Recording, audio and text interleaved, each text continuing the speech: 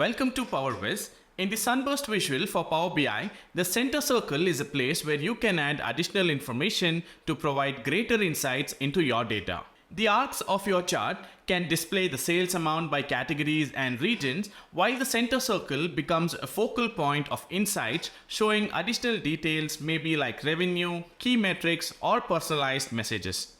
You can combine text, measures, icons, and even custom images to style the center area and make your visual both insightful and visually stunning. Let's jump in and see how we can create this in the Sunburst visual by Powerviz. Let's head over to the advanced settings and select center circle, and let's click on add layer. So this is where you will be able to add different layers to your Sunburst center circle.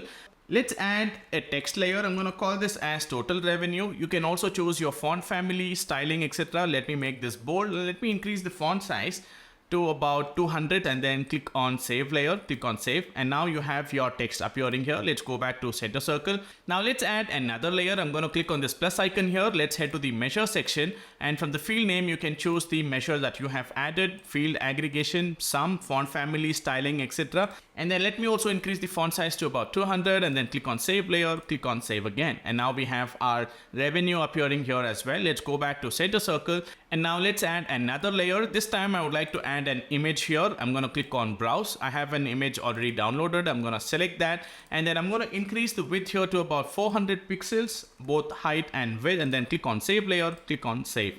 And now you can see that we have added the layer here. And now that my image is appearing here at the bottom, I would like to rearrange this. I'm going to simply drag and drop this at the top and then click on apply. I now have my image appearing at the top. I have my total revenue appearing here and my measure as well.